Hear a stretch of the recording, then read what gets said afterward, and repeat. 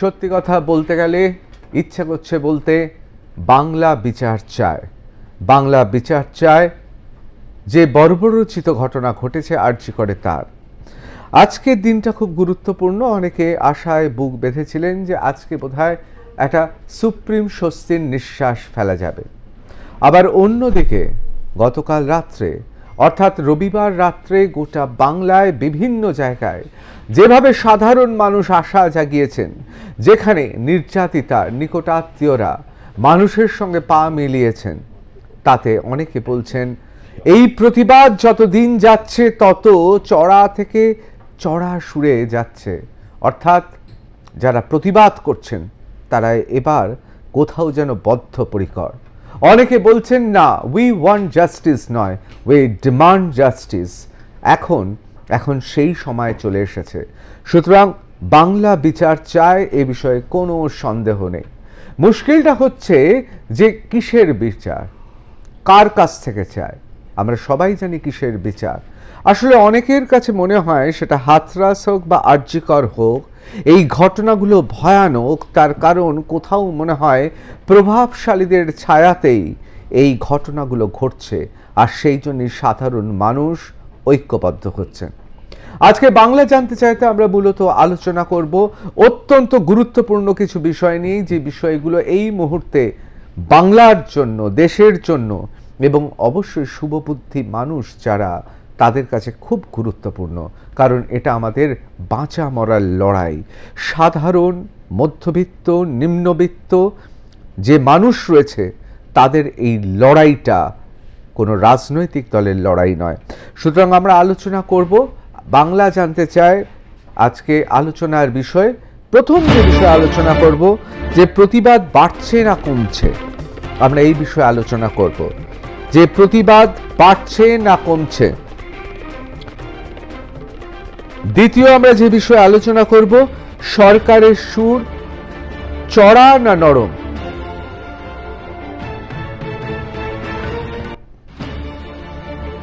তৃতীয় যে বিষয়টি আলোচনা করব পার্টিহীন প্রতিবাদে নাগরিক সমাজ,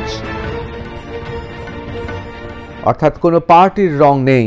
এবং চতুর্থ, রাজনীতিবিদদের সচেতনভাবে প্রত্যাখ্যান করছে কি মানুষ, এ বিষয়ে অবশ্যই আলোচনা করতে হবে আজকে। আমি একেবারে আলোচনার শুরুতেই জানিয়ে দিই আজকে বিশিষ্ট প্যানেলিস্টরা রয়েছেন আমাদের প্যানেলে। বাংলা জানতে চায়ের প্যানেলে আর প্লাস নিউজের স্টুডিওতে রয়েছেন দেবজিৎ সরকার, ভারতীয় জনতা পার্টির মুখপাত্র, বিজেপি নেতা। আমাদের সঙ্গে রয়েছেন সোমনাথ সিংহ রায়, রাজনৈতিক বিশ্লেষক, তবে এ রাজ্যে তিনি শাসকের পক্ষেই কথা বলেন। এবং আমাদের সঙ্গে রয়েছেন ডক্টর ফুয়াদ হালিম, সিপিআইএম নেতা।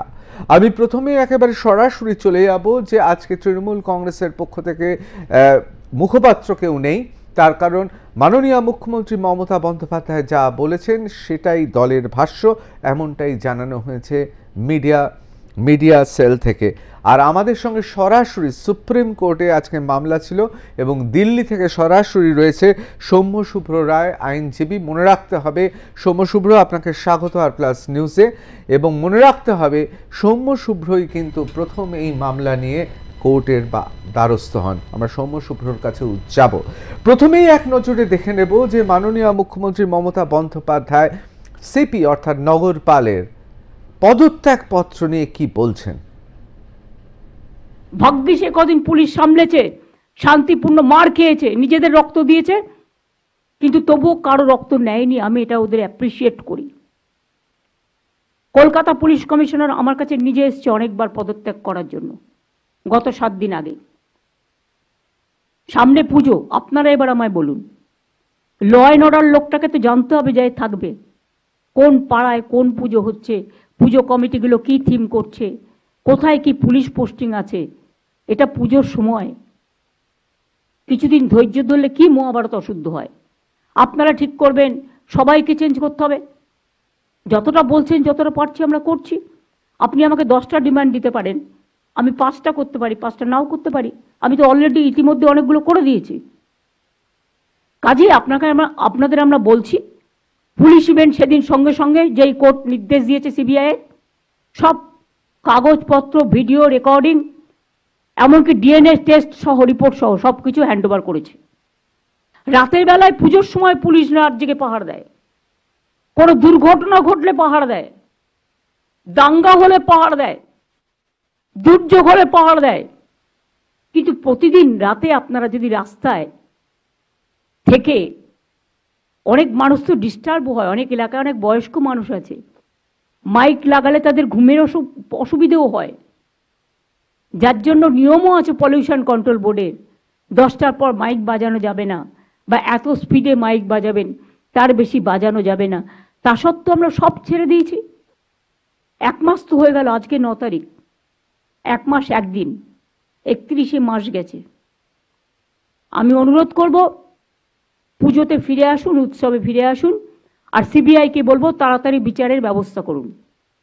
এটা তো এখন আপনাদের হাতে, আমাদের হাতে নেই। আমরা একবার দেখে নেব নির্যাতিতার মা তিনি কি বলছেন। মাননীয় মুখ্যমন্ত্রী মমতা বন্দ্যোপাধ্যায়ের বক্তব্য তো আপনারা শুনলেন, কিন্তু এবার আমরা শোনাবো বাংলা জানতে চাইতে নির্যাতিতার মা কি বলছেন।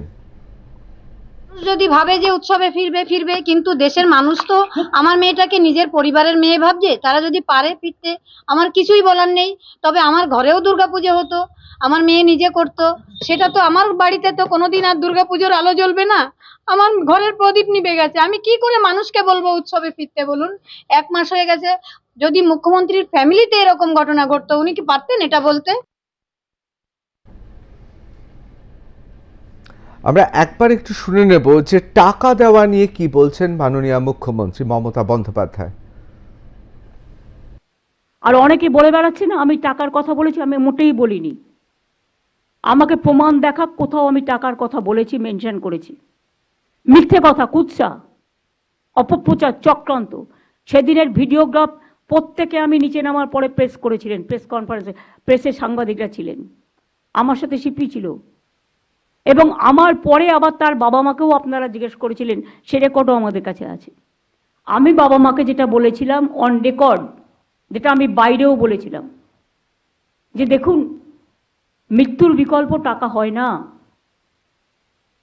আপনারা খুবই মর্মাহত, আমরাও মর্মাহত, কিন্তু যদি কোনোদিন মনে করেন আপনার মেয়ের স্মারক মানে মেমারির জন্য কোনো ভালো কাজ করবেন, আমাকে বলবেন, আমাদের গভর্নমেন্ট আপনার পাশে আছে, নাথিং এলস। আমি জানি কোনটা কখন বলতে হয়, এবং একই কথা আমি কিন্তু অফিসিয়ালি প্রেসকেও বলেছিলাম।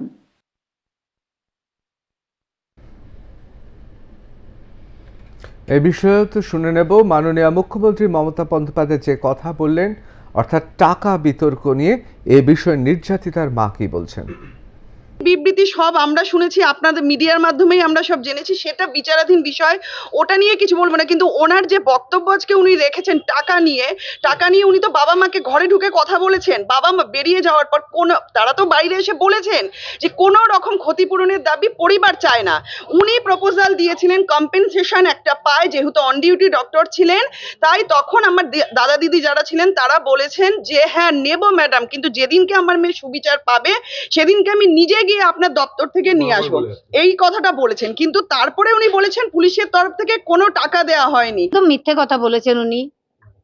টাকার অফার তো দেওয়াই হয়েছিল, কিন্তু সেটা তো মুখ্যমন্ত্রী মিথ্যে কথা বলছেন। উনি তো বলছেন পরিবার টাকা চেয়েছিল, কখনো চাইনি। বরং উনি বলেছিলেন আপনার মেয়ে তো একটা পাবে, ওটা দিয়ে মেয়ের স্মৃতির জন্য কিছু বানিয়ে রাখবেন। আমি বলেছিলাম দিদি তখনই নেব যখন আমার মেয়ে বিচার পাবে এবং দোষীদের সাজা হবে, তখন আমি নিজে গিয়ে আপনার দপ্তর থেকে নিয়ে আসবো।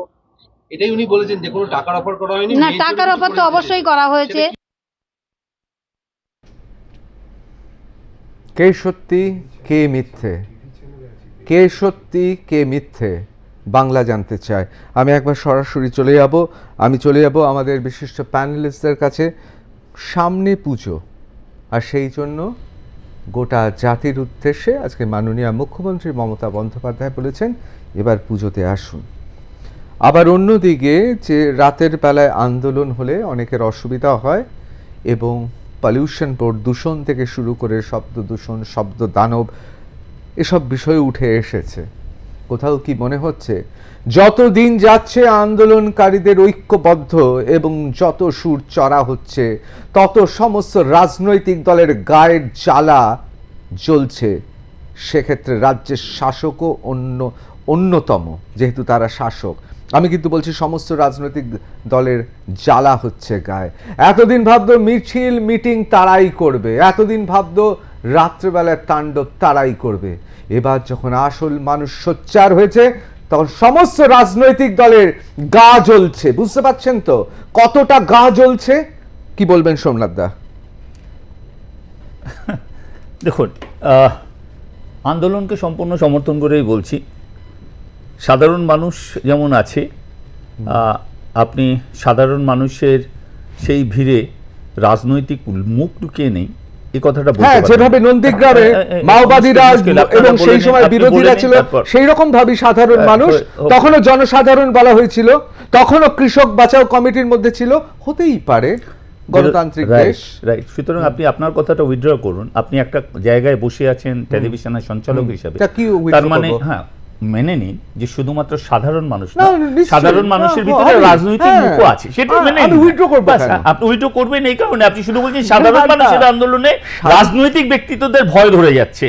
আমি প্রথমত একটা কথা বলে রাখি, আমি কিন্তু তৃণমূল দলের কথা বলছি না, আমি তৃণমূল কংগ্রেসের কেউ না, তৃণমূল। সুতরাং কিন্তু একজন মানুষ হিসাবে যখন মনে হয় যে আপনি ভুল কথা বলছেন, তখন ডেফিনেটলি আপনি বলছিলেন সাধারণ মানুষ। সাধারণ মানুষের ভিতরে রাজনৈতিক নেতারা ভয় পেয়েছে এই কথাটা আপনারা বলছেন, কিন্তু ওই সাধারণ মানুষের ভিতরে যারা রাজনীতির সাথে যুক্ত যে সমস্ত মানুষরা বিভিন্ন মিছিলের ভিতরে তারাও আছে সাধারণ মানুষের বেশে। সাধারণ মানুষ যখন উই ওয়ান জাস্টিস দাবি তুলছে, ঠিক সেই সময় শ্যামবাজারের মোড়ে তৃণমূল কংগ্রেসের পতাকাও কিন্তু একদল পোড়াচ্ছে এই কথাটা। সুতরাং রাজনীতি বাদ দিয়ে নৈহাটিতেও মারধর হচ্ছে, নৈহাটিতেও মেরেছে, নৈহাটিতেও আন্দোলনকারীদের মারধর করা হয়েছে। নিজে বলবে ঠিক করে নিন, তাহলে বলেন। আমি বলছি, আমাকে অন্তত শেষ করতে নিন। সুতরাং এই কথাটা আপনি দয়া করে বলবেন না, শুধুমাত্র সাধারণ মানুষরা আছে। আজকে মাননীয় মুখ্যমন্ত্রীর কথা বলছেন, উৎসবের নামতে বলেছেন, কিন্তু একবারও বলছেন না মাননীয় মুখ্যমন্ত্রী বলেছেন জুনিয়র ডাক্তাররা আসুন, আলোচনার জন্য সমস্ত রাস্তা খোলা। আমাদের আরএসএস এর প্রধান মোহন ভাগবতজি আজ বলছেন রাজ্য সরকার এই ইয়েতে যে রকম ভাবে ব্যবস্থা নেবে তাতে সম্পূর্ণ রকম সমর্থন আমাদের আছে। বিজেপির নেতৃত্ব বলছেন যে এই যে জুনিয়র ডাক্তারদের আন্দোলন কিংবা IMA যারা আছে ইন্ডিয়ান মেডিকেল অ্যাসোসিয়েশন, তারা বলছেন জুনিয়র ডাক্তারদের আন্দোলন তুলে নেওয়া দরকার। অবশ্যই আসছি সোমনাথ, আসছি।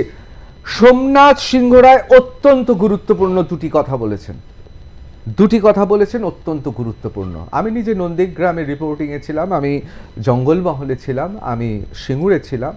আমার সাংবাদিকতার অভিজ্ঞতা বলে, আমিও ছিলাম, আপনিও ছিলেন, অবশ্যই ছিলেন। আমার সাংবাদিকতার অভিজ্ঞতা বলে যে হ্যাঁ, এটা ঠিক কথা, যখন এরকম মাস অ্যাজিটেশন হয় তার মধ্যে কিন্তু বিরোধী দলের লোকেরা থাকেন। আমি অস্বীকার একেবারে করব না, তৃণমূল আমল, বাম আমলে তৃণমূল যেমন ছিল তেমন এই সময়তেও অন্যরা আছেন, এটাও আমি অস্বীকার করতে পারি না। কিন্তু মানুষ যেভাবে পথে নেমেছে সেটা দেখার মতো। এবং অত্যন্ত গুরুত্বপূর্ণ কথা বললেন সোমনাথ সিংহ রায়, যে কোথাও শাসকে একটা শ্রেণী থাকে। যেদিন শেখ হাসিনার সরকার বাংলাদেশে মানুষ ভোটে নয় শুধু রাস্তায় হেঁটে ফেলে দিল, সেদিন শাসকে কোথাও অলিখিত মৈত্রী হলো। যে কারণে পশ্চিম বাংলা হোক, ভারতবর্ষের সিংহাসনে বসে থাকুক যেই হোক, শাসকরা ভয় পেয়েছে। আবার অনেকে বলছেন, বিখ্যাত ফরাসি বিখ্যাত রাজনীতিবিদ এবং অবশ্যই পলিটিক্যাল থিওরিস্ট বলছে, কে বলেছে গণতন্ত্রে শুধুমাত্র ভোট দিয়েই নির্বাচন করে সরকার হবে? অন্য কি কোনো পদ্ধতি নেই? অন্য কি কোনো পন্থা নেই? আর যদি ভোট গ্রহণের মধ্যে যদি ভূত বসে থাকে তাহলে সেটাই কি গণতন্ত্র? এসব প্রশ্ন নিয়ে আলোচনা করব। কিন্তু যে কথা নিয়ে আমি তরুণ বিজেপি নেতা দেবজিৎ সরকারের কাছে যাব, যে আরএসএস বলছেন রাজ্য সরকার যা করবে তার পাশে আছে, এই ভাষ্য যদি ঠিক হয়ে থাকে তার মানে কোথাও বামেদের মতো আমি সেটিং বলবো না, বলবো শ্রেণী স্বার্থ বজায় রাখতে শাসকে মৈত্রী হয়েছে, রাজনৈতিক দলগুলোর মধ্যে মৈত্রী হয়েছে। তার কারণ লাল এখন ফিকে, সবুজ বিপর্যয়, আর গেরুয়া এই মুহূর্তে দাঁড়িয়ে সংশয় আর দ্বন্দ্বে বিদীর্ণ, আর অন্যদিকে তথাকথিত তেরঙা জাতীয়তাবাদী দল তারা শুধু মালদা আর মুর্শিদাবাদে আছে। সুতরাং বাংলার রাজনৈতিক দলগুলো ভয় পেয়ে গেছে। আমি চলে যাব দেবজিৎ সরকারের কাছে। কোথাও কি মনে হচ্ছে শুধুমাত্র শাসকের শ্রেণী স্বার্থ বজায় রাখতে একটা মৈত্রীর আবহ তৈরি হয়েছে, যেখানে বঙ্গ বিজেপি খুব মুশকিলে পড়েছে, তার কারণ দিল্লি থেকে সবুজ সংকেত পাওয়া যাচ্ছে না পুরোপুরি, যে কারণে নবান্ন ঘেরাও বলুন বা কোনো আন্দোলনে আপনার দলের পতাকাও ব্যবহার করতে পারছেন না? একেবারেই বাজে কথা। প্রথম কথা হচ্ছে পরম পূজনীয় সরসঙ্গ চালকজি এরকম কোনো কথা বলেছেন বলে আমার ধারণা নেই, আমি জানি না। দ্বিতীয়ত যেটা বলার সেটা হচ্ছে যে আমাদের ক্ষেত্রে দলীয় পতাকা ব্যবহার আমরা করিনি এরকম কথা কে বলেছে? আমরা যতটা পেরেছি আমাদের দল প্রত্যেকটা জায়গায়, আমাদের যিনি দলের মাননীয় সভাপতি ডক্টর সুকান্ত মজুমদার, মাননীয় বিরোধী দলনেতা বিধানসভার আমাদের শুভেন্দু অধিকারী এবং বাকি যে যেখানে রয়েছি আমরা ছোট বড় যত রকমের লোকই রয়েছি, তারা প্রত্যেকেই নেমেছি। আমিও মিছিলে হেঁটেছি, মিটিং ডোরিনা ক্রসিংয়ে বসে থাকা, শ্যামবাজারের মোড়ে বসে থাকা কারা করেছিল?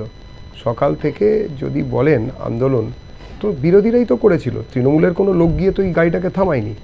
তৃণমূলের কোনো লোকেরা তো সকাল থেকে ওখানে বসে থাকতে দেখা যায়নি। তৃণমূলের লোকেরা কি করেছিলেন? তারা সেফ প্যাসেজ দেওয়ার চেষ্টা করেছিলেন। এমনকি তৃণমূলের লোকেরাই ওই ভাঙচুর করেছিলেন সেই দিন গিয়ে, যাতে 3 তলার 3rd ফ্লোরের মধ্যে যে গোলমালটা হয়।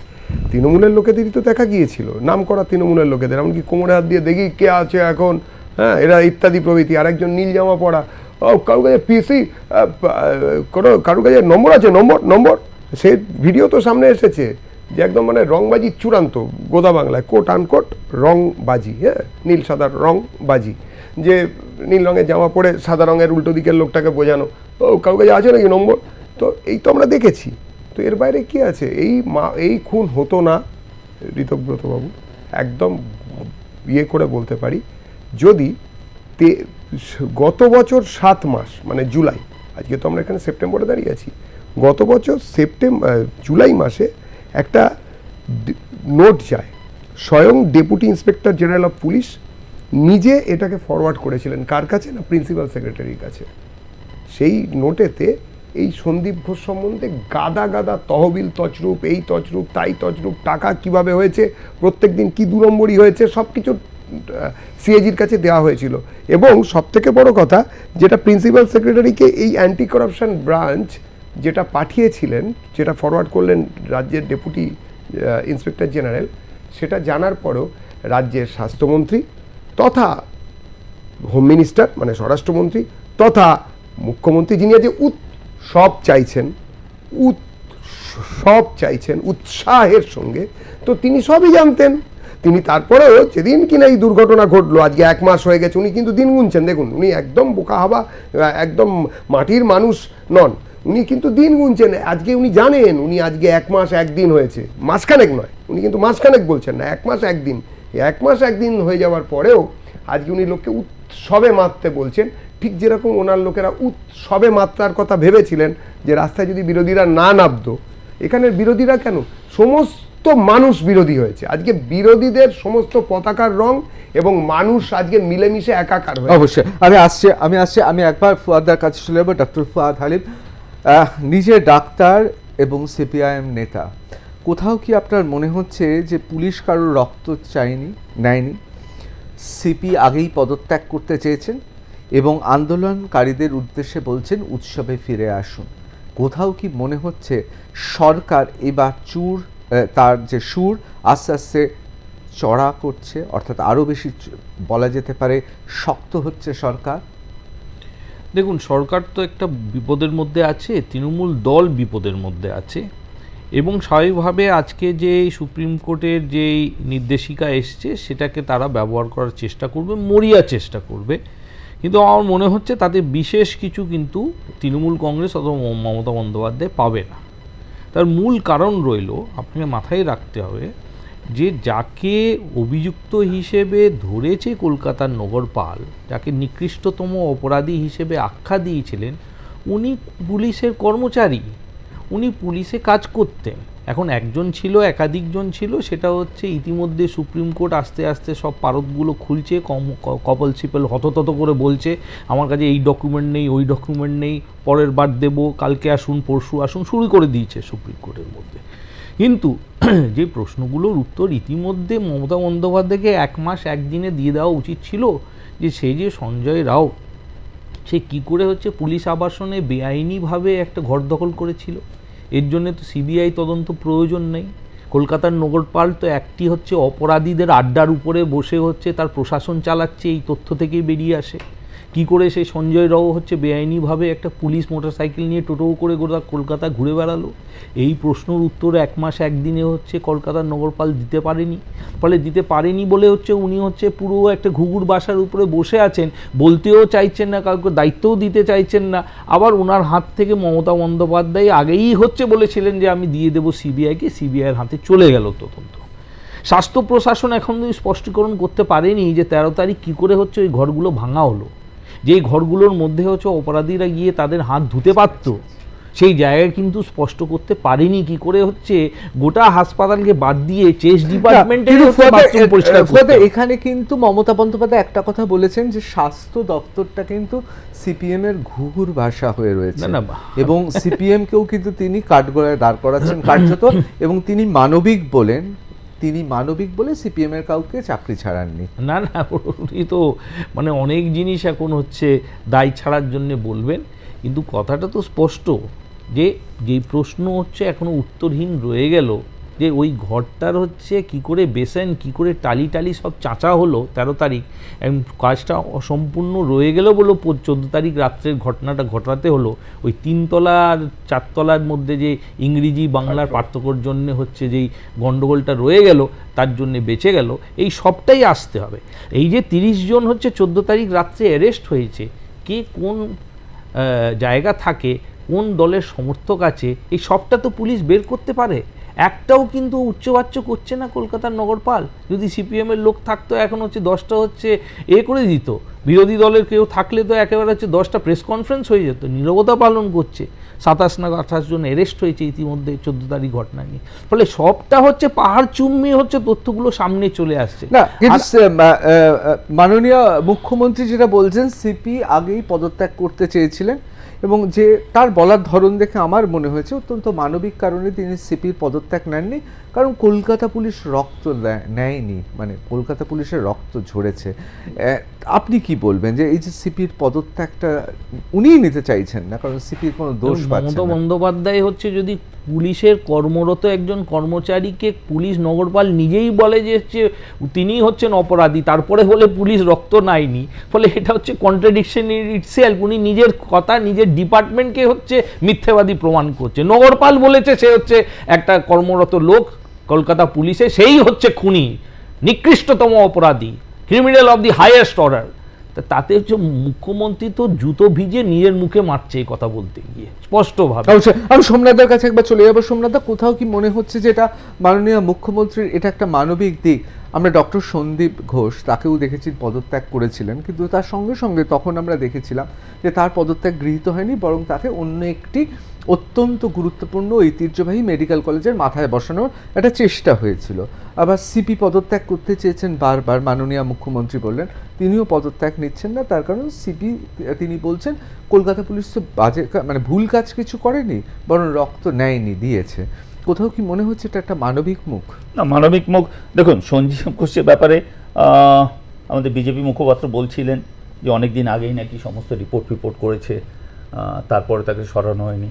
কিন্তু বিশ্বাস করুন আর না করুন, আমরা যারা সাধারণ মানুষ না, তারা সন্দীপ ঘোষের নামটা এই ঘটনার পর জানতে পারছি।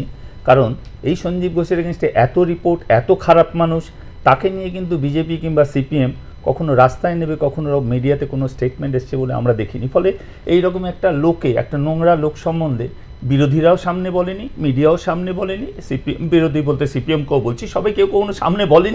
খুব প্রভাবশালী ছিলেন, প্রভাবশালী, খুব প্রভাবশালী। কতটা প্রভাবশালী আমি একটু উদাহরণ দিয়ে দিই, একটু উদাহরণ দিয়ে দিন আমাকে বলতে দিন।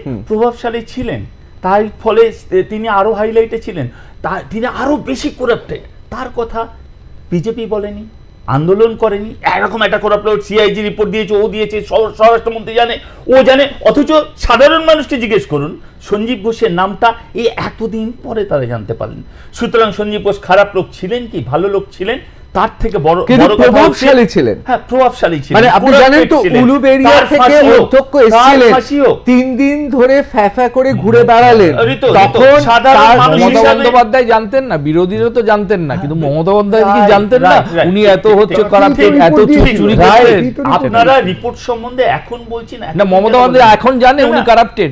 এই প্রশ্নের উত্তর দিয়ে এখন কি উনি জানেন না? মমতা ব্যানার্জি এখন জানেন কি না জানেন সেটা তো মমতা ব্যানার্জির কার্যকলাপের ভিতর দিয়ে প্রমাণ হবে। মমতা ব্যানার্জি কখনো সঞ্জীব ঘোষকে ডিফেন্ড করেন, ন্যাশনাল প্রিন্সিপাল, তারপরে অফিসার ইন স্পেশাল ডিউটি, আমি আপনাদের কাছে আসছি, আমাকে চেষ্টা করতে নেই। আমার প্রশ্ন রইত মাননীয় মুখ্যমন্ত্রীর উপরে আঙুল তোলার আগে না, আমার মনে হয় বিরোধী দল হিসাবে আমরাও যে নিজেদের দায়িত্ব পালন করতে সবসময় পিছিয়ে এসেছি অথবা আমাদের ক্ষমতা নেই, সেটাও কিন্তু আমাদের এখানে মেনে নেওয়া উচিত বলে আমার অবশ্যই। আমি একবার সরাসরি চলে যাব দিল্লিতে, ওখানে আছেন আইনজীবী সৌম্য শুভ্র রায়, তিনি সুপ্রিম কোর্টে আজকে হাজির ছিলেন। আমি সরাসরি একবার দিল্লিতে চলে যাব সৌম্য শুভ্র রায়ের কাছে।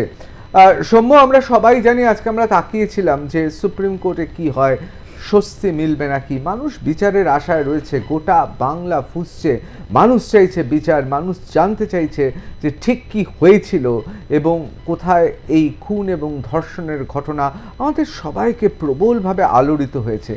সেক্ষেত্রে আজকে সুপ্রিম কোর্টে অনেকেই বলছেন যে এই মুহূর্তে দাঁড়িয়ে অনেকে ভেবেছিলেন যে আজকে আরও একটা স্বয়ং সম্পূর্ণ একটা রূপরেখা পাওয়া যাবে। কোথাও কি মনে হচ্ছে যে আজকে সুপ্রিম কোর্টে আমাদের যে প্রত্যাশা ছিল তা কতটা পূরণ হলো, আদৌ কি পূরণ হলো, কি বলবেন? দেখুন, প্রথমত আজকে যে হিয়ারিংটা হয়েছে তার মধ্যে সব থেকে ইম্পর্টেন্ট জিনিস হচ্ছে আজকে দুটো খুব গুরুত্বপূর্ণ জিনিস সামনে এসেছে। প্রথম হচ্ছে গিয়ে এই যে ভিকটিম গার্ল, তার মৃত্যুর পর তার যখন বডি পোস্টমর্টমে পাঠানো হয় সেই সময় একটা চালানে কি কন্ডিশনে বডি পাওয়া গেছে তার সমস্ত ডিটেলস ডাক্তাররা নোট করেন আজকে এবং সেটাকে পুলিশের হাতে হ্যান্ড ওভার করেন। সেই চালানটা আজকে সুপ্রিম কোর্টের হিয়ারিং এ বারবার দেখা গেছে যে সেই চালানটা পুলিশের তরফ থেকে যখন সিবিআই কে কেস হ্যান্ড ওভার করা হয়, এই চালানটা কিন্তু সিবিআই এর কাছে পৌঁছানো হয়নি। অথচ যখন অনারেবল হাইকোর্টে হিয়ারিংটা ছিল সেই সময়তে আমরা হিয়ারিং এর সময় উঠে এসেছিল এই চালানটা সিটিতে ছিল, কিন্তু সেই চালান যখন সিবিআই কে হ্যান্ড ওভার করা হলো সেই চালানটা মিসিং। যেখানে সব থেকে ইম্পর্টেন্ট জিনিস জানা যাবে যে ভিকটিমকে যখন তার বডি পাওয়া গেল তখন কি অবস্থায় ছিল, অ্যাকচুয়ালি তার যে স্ট্যাটাস সেই স্ট্যাটাসটা মিসিং আছে সিবিআই রিপোর্টে। যে কারণেতে মূলত এই কারণেতেই আজকের হিয়ারিংটাকে অ্যাডজার্ন করে আগামী মঙ্গলবার রাখা হয়েছে এবং অনারেবল চিফ জাস্টিসের স্পেশাল বেঞ্চ ডাইরেকশন দিয়েছেন যেন আগামী মঙ্গলবার সেই চালানটা কোর্টে অনারেবল সুপ্রিম কোর্টের সামনে আনা হয়। এবং আরো একটা ব্যাপার যেটা বারবার উঠে আসছে যে ভিকটিম গার্লের বডিতে যে সিমেন্ট স্যাম্পল পাওয়া গেছে, নিয়ম হচ্ছে সেটাকে 4 ডিগ্রি সেলসিয়াসে প্রিজার্ভ করে রাখা। পুলিশ অথরিটির তরফ থেকে সেটাকে প্রিজার্ভ করে রাখা হয়নি। সিবিআই তো কেসটা, হ্যাঁ সিবিআই এর কাছে কেসটা এসেছে আফটার 5 ডেজ। তো সেই সময়তে যা ইনভেস্টিগেশন হয়েছে সেখানে ভয়ঙ্কর একটা ল্যাচেস দেখা গেছে এবং পদে পদে দেখা গেছে যে ইনভেস্টিগেশনেতে অরিজিনাল যে এভিডেন্স আছে সেগুলোকে ট্যাম্পার করা হয়েছে। সেই গ্রাউন্ডেতে এখন সিবিআই এর পক্ষেও প্রচন্ড কঠিন অ্যাকচুয়াল ইনভেস্টিগেশন করে অ্যাকচুয়াল বিষয়টাকে সামনে আনা। সেক্ষেত্রে দাঁড়িয়ে ইনভেস্টিগেশনে ডিলে হবে, এটা খুব স্বাভাবিক। এবং যতক্ষণ না ইনভেস্টিগেশন কমপ্লিট হচ্ছে বা ইনভেস্টিগেশনের ডিটেল রিপোর্ট প্রপার ওয়েতে অনারেবল সুপ্রিম কোর্টের কাছে যাচ্ছে তখনও পর্যন্ত মানে জাজমেন্টটা প্রপার ওয়েতে এখন পাস হওয়া সম্ভব না। আপাতত আগামী মঙ্গলবারের দিকে আমরা তাকিয়ে যে সেদিনকার চালানটা কোর্টের সামনে অনারেবল কোর্টের সামনে প্রডিউস করা হয় কিনা, তারপরেই বোঝা যাবে যে victim girl at that time কি স্ট্যাটাসে ছিল। এবং আজকে অনারেবল সুপ্রিম কোর্ট আরো একটা ব্যাপারে খুব অনারেবল চিফ জাস্টিস খুব অবাক হয়েছে যে কি করেতে ভিকটিমের বডি পাওয়ার পর থেকে এফআইআর লঞ্চ করতে 14 ঘন্টা ডিলে হয়। এই ব্যাপারটা বারবার এই প্রশ্নের সম্মুখীন হচ্ছে স্টেট অথরিটির তরফ থেকে। এটা কোনো প্রপার অ্যান্সার অনারেবল সুপ্রিম কোর্টে আজকে দিতে পারেনি। তো এই রিগার্ডিং একটা টাইম অবশ্যই লাগবে এন্টায়ার ইনভেস্টিগেশনটা কমপ্লিট হতে বা প্রপার জাজমেন্টের দিকে আসতে অনারেবল সুপ্রিম কোর্টের কাছে। অবশ্যই। সৌম্য শুভ্র, এই মুহূর্তে আমি জানি আজকে সুপ্রিম কোর্টে আপনি ছিলেন, এখন দিল্লিতে রয়েছেন। কোথাও আমরা তো পশ্চিম বাংলার মানুষ জানতে চাইছে, বাংলা বিচার চায়, বাংলা ইনসাফ চায়, কোথাও কি মনে হচ্ছে আজকে সুপ্রিম কোর্টে সত্যি এই ঘটনাতে গোটা দেশ অত্যন্ত চিন্তিত? মানুষের যে আগ্রহ, আইনজীবী, গোটা ভারতবর্ষের আইনজীবী তো সুপ্রিম কোর্টে আছে, আজকে বোধহয় সবার নজর ছিল যে এজলাসে কি হয়। অবশ্যই খালি পশ্চিমবঙ্গ থেকে না, দেশের বিভিন্ন প্রান্ত থেকে বহু অ্যাডভোকেট এসেছেন, বহু ডাক্তাররা এসেছেন আজকে হিয়ারিং এতে, যাতে দেখতে পায় যে কিরকম ভাবে সুবিচারটা পাওয়া যাচ্ছে। এবং সারা দেশ আজ উত্তাল, নতুন অ্যাক্ট আনছেন স্টেট গভর্নমেন্টের তরফ থেকেও একটা প্রপোজাল দেওয়া হয়েছে, সমস্ত জায়গা থেকে চেষ্টা করা হচ্ছে, কিন্তু ultimately end of the thing is যাতে নির্যাতিতা এবং তার পরিবার সুবিচার পায়, সেদিকেতেই এখন আমরা তাকিয়ে আছি যে সিবিআই কতটা তাড়াতাড়ি তার ইনভেস্টিগেশন শেষ করতে পারে এবং আলটিমেটলি অনারেবল সুপ্রিম কোর্ট কি ডাইরেকশন দেয়। অবশ্যই অবশ্যই, অসংখ্য ধন্যবাদ, আপনি থাকুন, আমি আবার আপনার কাছে চলে আসবো। আমি আবার একটা খুব গুরুত্বপূর্ণ আলোচনায় আসছি। আমি আগে থেকে জানিয়ে রাখি যে আজকে তৃণমূল কংগ্রেসের মুখপাত্র কেউ নেই, তার কারণ আজকে মমতা বন্দ্যোপাধ্যায় যে কথা বলেছেন তাই তৃণমূল দলের স্ট্যান্ড এবং তিনি তৃণমূলের সুপ্রিমো। সুতরাং আমি আবার আলোচনায় ফিরে আসছি। আমি একবার একটু শুনিয়ে নেব। আমি আমার সহকর্মী পিসিআরের প্রসূন এবং রুমঝুমকে আমি অনুরোধ করব যে আরও একবার টাকা বিতর্ক নিয়ে কি বলেছেন মাননীয় মুখ্যমন্ত্রী মমতা বন্দ্যোপাধ্যায় এবং কি বলছেন নির্যাতিতার কাকিমা এবং মা, একবার শুনে নেব, কারণ এই বিষয়টা অত্যন্ত গুরুত্বপূর্ণ। একবার শুনে নেব। আর অনেকে বলে বেড়াচ্ছে না আমি টাকার কথা বলেছি, আমি মোটেই বলিনি। আমাকে প্রমাণ দেখা, কোথাও আমি টাকার কথা বলেছি, মেনশন করেছি? মিথ্যে কথা, কুৎসা, অপপ্রচার, চক্রান্ত। সেদিনের ভিডিওগ্রাফ প্রত্যেকে আমি নিচে নামার পরে প্রেস করেছিলেন, প্রেস কনফারেন্সে প্রেসের সাংবাদিকরা ছিলেন, আমার সাথে সিপি ছিল, এবং আমার পরে আবার তার বাবা মাকেও আপনারা জিজ্ঞেস করেছিলেন, সে রেকর্ডও আমাদের কাছে আছে। আমি বাবা মাকে যেটা বলেছিলাম অন রেকর্ড, যেটা আমি বাইরেও বলেছিলাম, যে দেখুন মৃত্যুর বিকল্প টাকা হয় না। আপনারা খুবই মর্মাহত, আমরাও মর্মাহত, কিন্তু যদি কোনোদিন মনে করেন আপনার মেয়ের স্মারক মানে মেমারির জন্য কোনো ভালো কাজ করবেন, আমাকে বলবেন, আমাদের গভর্নমেন্ট আপনার পাশে আছে, নাথিং এলস। আমি জানি কোনটা কখন বলতে হয়, এবং একই কথা আমি কিন্তু অফিসিয়ালি প্রেসকেও বলেছিলাম। বিবৃতি সব আমরা শুনেছি, আপনাদের মিডিয়ার মাধ্যমেই আমরা সব জেনেছি, সেটা বিচারাধীন বিষয়, ওটা নিয়ে কিছু বলবো না। কিন্তু ওনার যে বক্তব্য আজকে উনি রেখেছেন টাকা নিয়ে উনি তো বাবা মাকে ঘরে ঢুকে কথা বলেছেন। বাবা মা বেরিয়ে যাওয়ার পর তারা তো বাইরে এসে বলেছেন যে কোনো রকম ক্ষতিপূরণের দাবি পরিবার চায় না। উনি প্রপোজাল দিয়েছিলেন কম্পেনসেশন একটা পায়, যেহেতু অন ডিউটি ডক্টর ছিলেন, তাই তখন আমার দাদা দিদি যারা ছিলেন তারা বলেছেন যে হ্যাঁ নেব ম্যাডাম, কিন্তু যেদিনকে আমার মেয়ে সুবিচার পাবে সেদিনকে আমি নিজে গিয়ে আপনার দপ্তর থেকে নিয়ে আসবো, এই কথাটা বলেছেন। কিন্তু তারপরে উনি বলেছেন পুলিশের তরফ থেকে কোনো টাকা দেওয়া হয়নি। তো মিথ্যে কথা বলেছেন উনি, টাকার অফার তো দেওয়াই হয়েছিল, কিন্তু সেটা তো মুখ্যমন্ত্রী মিথ্যে কথা বলছেন। উনি তো বলছেন পরিবার টাকা চেয়েছিল, কখনো চাইনি, বরং উনি বলেছিলেন আপনার মেয়ে তো একটা পাবে, ওটা দিয়ে মেয়ের স্মৃতির জন্য কিছু বানিয়ে রাখবেন। আমি বলেছিলাম দিদি তখনই নেব যখন আমার মেয়ে বিচার পাবে এবং দোষীদের সাজা হবে, তখন আমি নিজে গিয়ে আপনার দপ্তর থেকে নিয়ে আসবো। এটাই উনি বলেছেন যে কোনো টাকার অফার করা হয়নি? না, টাকার অফার তো অবশ্যই করা হয়েছে।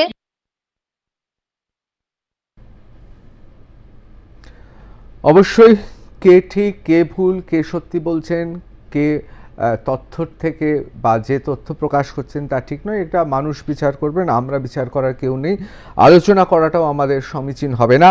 কিন্তু যে বিষয়টা খুব গুরুত্বপূর্ণ, জুনিয়র ডাক্তারদের, অর্থাৎ জুনিয়র ডাক্তাররা যারা লড়াই করছেন, কাঁধে কাঁধ মিলিয়ে লড়াই করছেন। আমি নিজে দেখেছি লালবাজারে রাত্রি 2:30, কোনো রাজনৈতিক দলে দেখিনি রাত 2:30টার সময় ওই রকম তীব্রতার সঙ্গে লড়াই করতে। এখনো পর্যন্ত পশ্চিমবাংলায় সেরকম রাজনৈতিক দলই দেখিনি যারা রাত 2:30তেও একই সঙ্গে একই যোগে লড়াই করতে পারে। লালবাজারে আমরা দেখেছি বিনিদ্র রজনীকে প্রতিবাদের রজনী তো করেছে, এবং সেইখানে তাদের একটাই দাবি ছিল নগরপালের পদত্যাগ। আমরা সেই জুনিয়র ডাক্তারদের ব্যাপারে মাননীয় মুখ্যমন্ত্রী মমতা বন্দ্যোপাধ্যায় কি বলছেন দেখে সরাসরি আলোচনায় চলে যাব। ইউপিতে হয় না, এটা বিহারে হয় না, এটা রাজস্থানে হয় না, এটা দিল্লিতে হয় না, তাদের মুখ বন্ধ করে দেওয়া হয়। আর এখানে যত আন্দোলন হয়েছে উইদাউট পারমিশন পর্যন্ত নেয়নি। হ্যাঁ, সিজে তোমাদের বলেছিল রেকর্ড করে রাখতে, ভিডিওগ্রাফ করে রাখতে, সেগুলো তোমরা করে রাখবে, যেগুলো তোমাদের নির্দেশ দিয়েছে সুপ্রিম কোর্ট। কিন্তু আমি এখনো মনে করি সুপ্রিম কোর্টও ডাক্তারদের রিকোয়েস্ট করেছে জুনিয়রদের কাজে জয়েন করার জন্য। আমিও ওই মিটিং থেকে রিকোয়েস্ট করব, দয়া করে আপনারা কাজে যোগদান করুন। যদি মনে করেন আপনাদের কিছু বলার আছেন, ইউ আর অলওয়েজ ওয়েলকাম। আপনারা 5 জন 10 জনের একটা টিম নিয়ে আসুন, আমি কথা বলতে পারি। আমার হেলথ সেক্রেটারিকে আমি পাঠিয়েছিলাম আপনাদের সাথে কথা বলতে। আপনারা স্বাস্থ্য ভবনে গেছিলেন, স্বাস্থ্য ভবনে গিয়ে আপনারা 3-4টে ডিমান্ড করে এসেছিলেন, সব কটা ডিমান্ড মানা হয়েছে। আপনারা বলেছিলেন প্রিন্সিপাল চেঞ্জ করো, head of the department change করো, আপনারা বলেছিলেন যে এমএসভিপি আছে চেঞ্জ করো, অ্যাসিস্ট্যান্ট সুপারকে চেঞ্জ করো। 4টের মধ্যে 4টেই মেনে নেওয়া হয়েছে, সেই দিনই সঙ্গে সঙ্গে জানিয়েও দেওয়া হয়েছে। এছাড়াও আমাদের কাছে কমপ্লেন ডাইরেক্ট আসেনি, ইনডিরেক্ট যতটা শুনেছি তার মধ্যে 2 জনকে আমরা ইতিমধ্যেই সাসপেন্ড করেছি। বিনীতের সাথে ওরা ডেপুটেশন দিতে গেছে, বিনীত ওদের মিট করেছে এবং বিনীত প্রায় 2 ঘন্টা কথা বলেছে। আমাদের গভর্নমেন্ট লেফট ফ্রন্ট গভর্নমেন্ট নয়, আমি অন রেকর্ড বলছি। সিঙ্গুর নিয়ে আমি 26 দিন হাঙ্গার স্ট্রাইকে ছিলাম কলকাতায়, একবারও তারা কেউ আমার সাথে কথা বলেনি। আমি সরাসরি ডক্টর ফুয়াদ হালিমের কাছে চলে যাব। ফুয়াদদা, আপনি মাননীয় মুখ্যমন্ত্রী মমতা বন্দ্যোপাধ্যায়ের ভাষ্য শুনলেন এবং তিনি কোথাও যেন লেফট ফ্রন্ট সরকার অর্থাৎ বাম সরকারকে কিন্তু কাঠ করে দাঁড় করিয়েছেন, বলছেন কিন্তু অন রেকর্ড, সিটিং সিএম বলছেন, অন রেকর্ড বলছেন 26 দিন মমতা বন্দ্যোপাধ্যায় অনশন করেছিল, আপনারা কিন্তু জাননি। একজন 26 দিন অনশন করেছিল, আপনারা জাননি। 26 দিন অনশন মানে বুঝতে পারছেন তো, মানে স্বাধীনতা সংগ্রামে আমরা জানি যতীন দাসের কি অবস্থা হয়েছিল, সেইখানে আপনারা জানেননি, এত অমানবিক আচরণ করেছেন। কিন্তু মাননীয় মুখ্যমন্ত্রী মমতা বন্দ্যোপাধ্যায় বলছেন কোনো পারমিশন নেই, অনুমতি নেই। ডাক্তারদের কিন্তু এটা অন্য রাজ্যে সম্ভব নয়, পশ্চিমবাংলাতেই সম্ভব, মমতা বন্দ্যোপাধ্যায়ের রাজ্যেই সম্ভব। ডাক্তারদের আন্দোলন করতে দেওয়া হয়েছে। কোথাও কি মনে হচ্ছে যে আন্দোলনের যে পরিবেশটা সেই সময় ছিল না, এখন ফিরে এসছে এবং খুব গণতান্ত্রিক, এবং এটা তো অস্বীকার করতে পারি না। আন্দোলনের পারমিশন নেই, অনুমতি নেই, আন্দোলন করতে দেওয়া হয়েছে। ডাক্তারদের সব ডিমান্ড মেনে নেওয়া হয়েছে, যা যা বদলি করতে বলেছেন, মানে এটা তো আমরা গত কয়েক যুগে দেখিনি। যা যা বলেছেন শুধুমাত্র মাননীয় নগরপালের পদত্যাগটা ছাড়া বাদবাকি সব ডিমান্ড মেনে নিয়েছে। এবং তিনি বলছেন ডাক্তাররা চাইলে কথা বলতে আসতে পারেন। এবং যে ক্ষেত্রে আপনাদের বিরুদ্ধে বিরাট অভিযোগ, এটা 26 দিন অনশন করেছেন, 26 দিন অনশন করার পরেও কোনো বাম নেতা তখনও যাননি। আর বিনীত গোয়েল অর্থাৎ মাননীয় নগরপাল, তিনিও শুধু সময় দিয়েছেন বলেছেন, আমি বলি শুধু সময় দেননি, শিরদাঁড়া নিয়ে যে তামাশাটা হয়েছে সেটাও তিনি সহ্য করেছেন একজন, এবং তার পদত্যাগপত্রের দাবি তিনি নিজের হাতে নিচ্ছে। বাংলার ইতিহাসে আগে কখনো হয়েছে বলে আমি শুনিনি, অন্য দেশের কথা আমি জানি না। কি বলবেন? মানুষ আরও অনেক অনেক শিক্ষা দেবে। মাননীয় মুখ্যমন্ত্রী গর্তের মধ্যে ঢুকেছিলেন, আজকে সুপ্রিম কোর্টের কিছু কথার জন্য উনি বেরিয়ে এসে কিছু আবার নিজের পুরনো ছন্দে ফিরে আসার চেষ্টা করছেন। কিন্তু আমার অবাক লাগলো, সোমনাথ দা পাশে বসে বলল যে আইএমএ বলেছে যে চিকিৎসকদেরকে কাজে ফিরিয়ে যেতে হবে। আমি আইএমএর হচ্ছে লিখিত বয়ান একটু পড়ে দিচ্ছি। We were even more disheartened to learn that the Honorable Supreme Court has asked the junior doctors who are forerunners of this protest to return to work by 5 PM tomorrow. Disheartened, এটা হচ্ছে কথা। Disheartened কথাটা সোমনাথ বাবুর কাছে মনে হচ্ছে অনুরোধ করছে চিকিৎসকদেরকে জয়েন করার জন্য। আমি আইএমএর অফিসিয়াল স্ট্যান্ডটা পড়ে দিলাম। এখন তৃণমূল কংগ্রেসের নেত্রী এবং ওনার সবার লোকজন একটা কল্পনার জগতে বাস করছে। গতকালকে আমি জেমস লং সারানিতে একটা মিছিলে আমি হাঁটছিলাম, একটা ছোট্ট ছেলে, 4 বছরের ছেলে, সে আমাদের মিছিলের উল্টো দিক থেকে আসছে, যখন উই ওয়ান্ট জাস্টিসের স্লোগান উঠছে, সে নিজের ছন্দে লাফিয়ে লাফিয়ে উই ওয়ান্ট জাস্টিস বলছে। একটা হচ্ছে ভাত তৈরি করার, যে ডাল ভাত বিক্রি করে রাস্তার পাশে, মহিলা পেছনে থাকে, পুরুষ সামনে গামছা পরে দাঁড়িয়ে আছে। মহিলা সাধারণত আমাদের মিছিল গেলে আমরা সেই দৃশ্য দেখি না, কিন্তু ওই মহিলাটা ওর কাজটা ছেড়ে বাইরে এসে দেখছে আমরা কি করছি। মহিলারা যখন আমরা উই ওয়ান্ট জাস্টিস বলছি, তাদের ঠোঁট নড়ছে যে উই ওয়ান্ট জাস্টিস ওরাও বলছে, সাধারণ মানুষ। এই পরিবেশের মধ্যে পশ্চিমবাংলা আছে। উনি বোধহয় বুঝে উঠতে পারছেন না যে পশ্চিমবাংলার মানুষ কিন্তু টকবক করে ফুটছে। নৈহাটির মধ্যে তোমার হচ্ছে চেলা চামুন্ডারা কালকে হচ্ছে যেইভাবে শিক্ষক এবং প্রাক্তনীদের উপরে আক্রমণ করেছে, মহিলাদের উপরে হচ্ছে দৈহিক আক্রমণ করেছে, জামা কাপড় ছিঁড়ে দিয়েছে। আমরা বলতে চাই 1 মাস 1 দিনের মধ্যে বর্ধমানে যে ঘটনাটা ঘটেছে, আপনার কাটোয়াতে যে ঘটনাটা ঘটেছে, হরিপালে যে ঘটনাটা ঘটেছে, যারা পশ্চিমবাংলার ধর্ষক আছে তারা কিন্তু রাজ্য সরকার এবং রাজ্যের পুলিশ প্রশাসন যে ব্যবস্থাপনা দেখিয়েছে 31 দিনের মাথায়, যে ঘটনাটা আগে যে ঘটনাটা ঘটেছে, তাদের হচ্ছে দমিয়ে দেওয়ার জন্য যথেষ্ট নয়। হরিপাল ঘটেছে তার সত্ত্বেও কিন্তু অনেক ঘটনাগুলো ঘটেছে। একটা কথা বলবো, 26 দিন মাননীয় মুখ্যমন্ত্রী যখন অনশন করেছিলেন, তখন আপনারা তো এই মানবিক মুখ দেখাননি।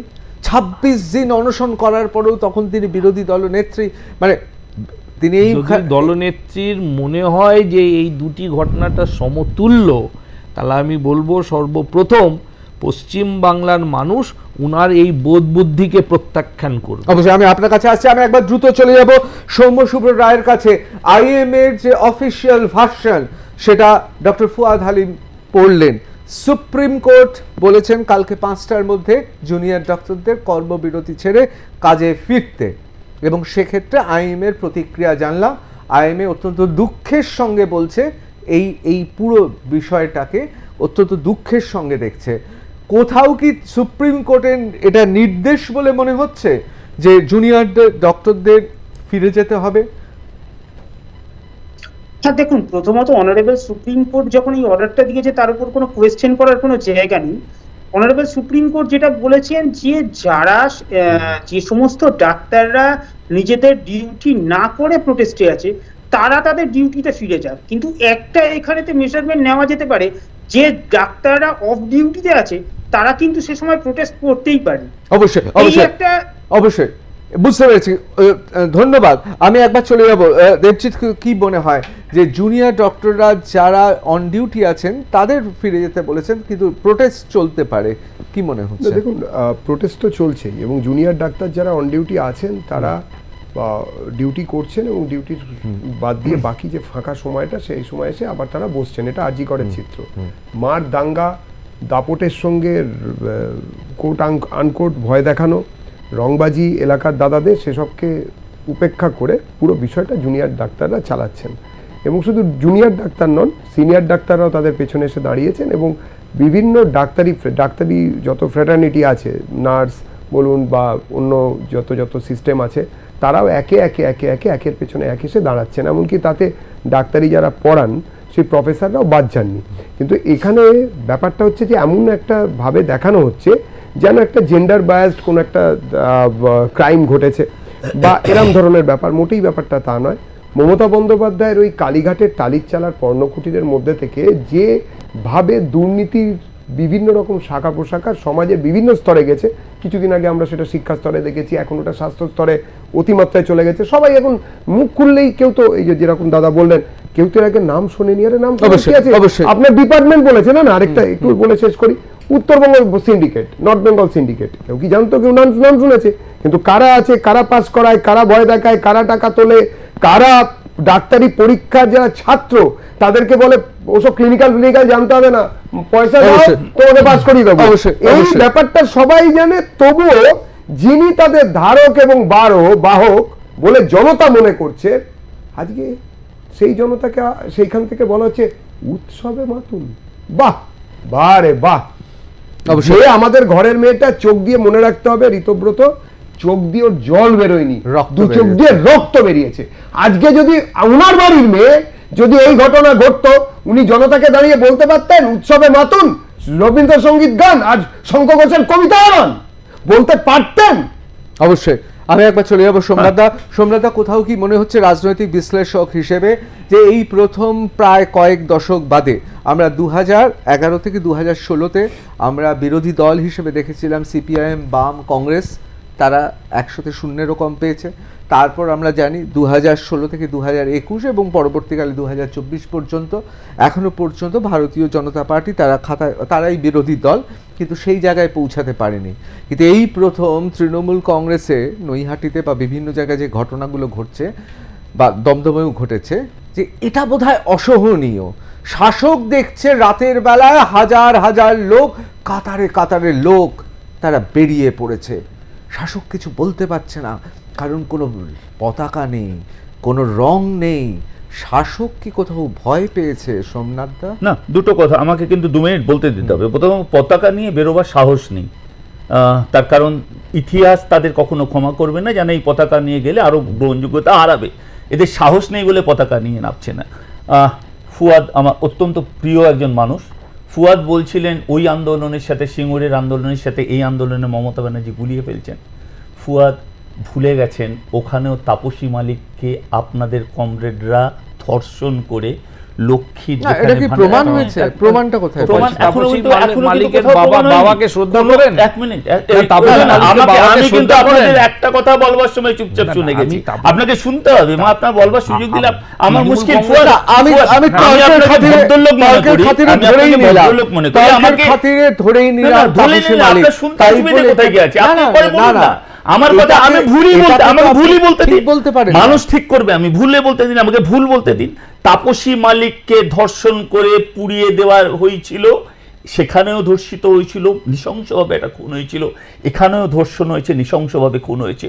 দুটো আন্দোলন, ওর ঘরে আন্দোলন, ওর ঘরে ধর্ষণ, আর আমার ঘরে। আমার একদিন তো আপনার সম্বন্ধে আমার একটা অভিযোগ আছে, একদিন দাঁড়িয়ে আপনি এখানে বলেছিলেন না না না না ওই ধর্ষণের সাথে এই ধর্ষণের তুলনা হয় না।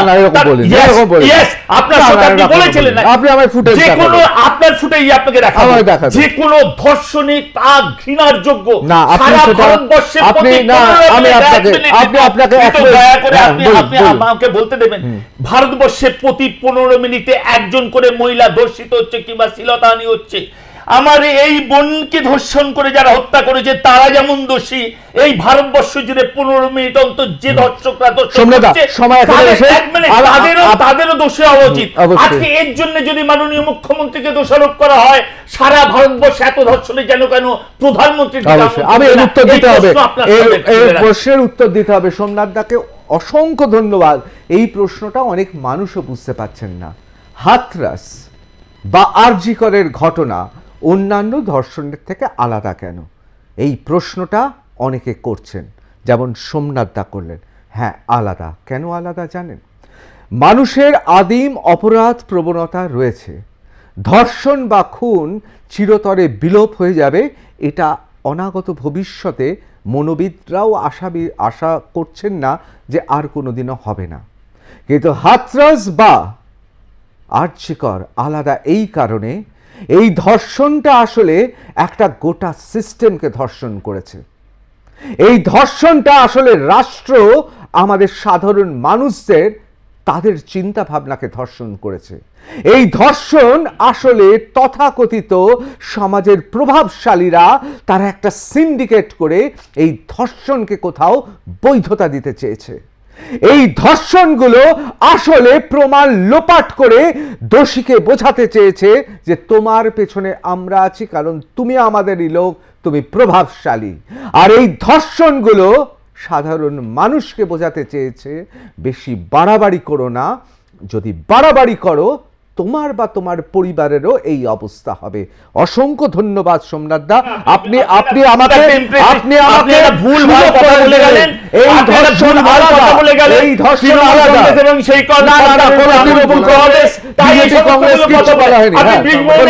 বিরুদ্ধে বলুন না, আপনি কথা কম বুঝছেন, আমি কম বুঝছি,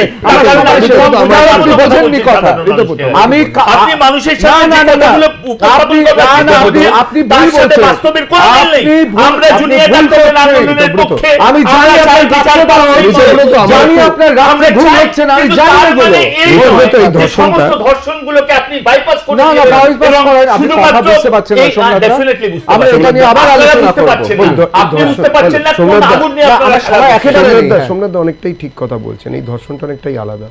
তার কারণ কি, বাকি ধর্ষণগুলোতে প্রথমেই জোর করে আত্মহত্যা বলে চালানোর চেষ্টা হয়নি, প্রথমেই জোর করে আত্মহত্যা বলে চালানোর চেষ্টা হয়নি। কোনো এক্সপ্লেনেশন আছে? বর্ধমানের লোক, মালদার লোক, বড় বড় হসপিটালের ফরেন্সিক বিশেষজ্ঞ, তারা কি করে ওই সময় ওখানে পৌঁছলেন? আরও মজার কথা, DC north, DC central, CP, সত্যি অন্যায় কথা, ওদেরকে কেন ওইসব পদত্যাগ করতে বলা হচ্ছে? সামনে পুজো, রাস্তাঘাট চিনতে তো হবে, চিনতে চেয়েছিলেন মাননীয়া কেটে পড়ার, ওরাই তো গিয়ে পয়সা অফার করেছিল, ওরাই তো 14 বার ফাঁকি চড়িয়ে লোককে মিথ্যে কথা বলেছেন আপনাদের প্রেসের সামনে ভদ্র মহিলারা, যে বলেছেন যে ওইখানে একজন ছিলেন ফিঙ্গারপ্রিন্ট বিশেষজ্ঞ, পরে দেখা গেল সে ফিঙ্গারপ্রিন্ট নয়, সে কি যেন ফিঙ্গার দিয়ে কি একটা করতো তারই বিশেষজ্ঞ, কিন্তু হয়ে গেল ফিঙ্গারপ্রিন্ট বিশেষজ্ঞ। হবে বারবার করে বলে রাখছি যে বাংলা জানতে চাইতে বলতে ইচ্ছে করছে আসলে বাংলা বিচার চায়, বিচার মিলবে তো, ইনসাফ পাওয়া যাবে তো, প্রমাণ লোপাট হয়নি তো, সত্যি কি সুবিচার পাবে? আর যতদিন না পাওয়া যায় ততদিন মানুষ ঐক্যবদ্ধ থাকবে তো। বাংলা জানতে চাই সঙ্গে লাইভ ঋতুব্রত এখানে শেষ করছি। আমি প্রত্যেক বক্তাকে অসংখ্য ধন্যবাদ জানাবো তাদের মতামত, বিশ্লেষণ এবং অবশ্যই তাদের মন্তব্যের জন্য। বাংলা জানতে চাই সঙ্গে লাইভ ঋতুব্রত এখানে শেষ করছি। অন্যান্য খবরের জন্য চোখ থাকুক আর প্লাস নিউজে, সবার আগে সবার পাশে।